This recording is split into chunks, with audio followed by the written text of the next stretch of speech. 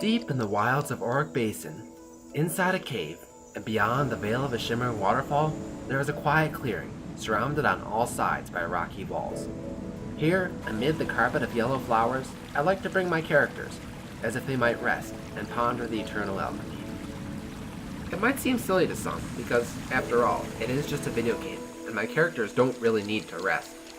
But, I do, and through pretending to help my character find a sense of peace, I somehow obtain a sense of peace vicariously. This is what it means to be immersed, allowing yourself to be receptive, letting your imagination run wild, and being emotionally open to the experiences your character on screen lives out. I began playing Guild Wars 2 back in mid-2014.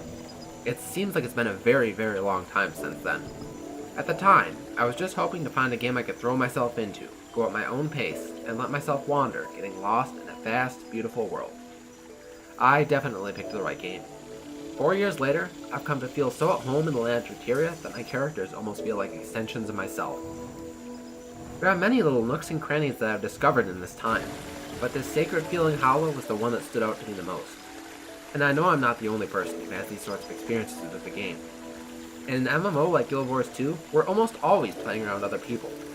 Behind each character is a real human being, with their own unique life, experiences, and sense of romance. So, inspired to create something a little like the Humans of New York Facebook series, I decided to speak to some other players and see if they could share with me both some of their favorite places and also the way that this game has affected them as people. The first player I spoke to was a bartender from Oregon, who played a spunky little daredevil. With him leading and me following, we made our way up to the very top of Verdant Brink, where we alighted on the top branches of a tree. The slowly setting sun cast a golden glow across the scenery, and the wind rustled at the palm branches below us. I had been up in the canopy on numerous occasions in the past, but never had I before noticed quite how serene it can be. I asked him why specifically he chose to play as an Asura, and he laughed, questioning why anyone wouldn't want to be an adorably cute, freakishly powerful killing machine. I admit I may echo this sentiment. Plus, he said, it makes you hard to click on a player versus player. And now I quote, "There are advantages to being a small dude. When I was in basic training for the military, we played a game called Ninja. It involved turning off all the lights in the bay, sneaking around attempting to chop each other in the neck. When someone gets hit in the throat, they really don't feel like doing much of anything, so they're out. My stature made it easy to climb up on top of the furniture and obstacles, and when someone passed by, I could leap down and punch the shit out of their throats. I almost always won games like that. I joked with him, asking if he brought me to the top of this tree because he identifies with the panther, stalking its prey through the canopy of the forest.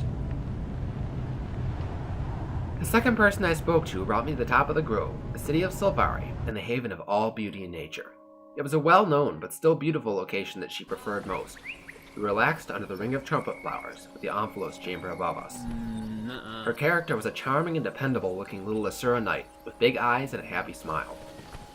She told me that when she plays Guild Wars, her character does things that she would never do in real life. He's brash, he's confident, and he stands up for himself in the face of trouble. We laughed over the moment in the Asura racial story where his invention was stolen, and he physically went and stole it back. I would have just called the police if it were real life, she said, seeming to admire his readiness to handle things with his own two fists. I would have talked to more people, but her words reminded me of someone else I needed to talk about. My dear sister. Hardly anyone is a better example of immersion than my wonderful sister. We got into the game around the same general time, and at this point, we've experienced pretty much the whole thing together. We think very like each other, and work together like only siblings can. Together, we can challenge obstacles that would normally take an entire party to do. I know she appreciates the confidence her Asura displays. The sharp mind, the sharp wit, and the complete confidence. It's a funny thing, how even though we aren't truly controlling what our characters on screen say, we still draw courage from them when they're well written.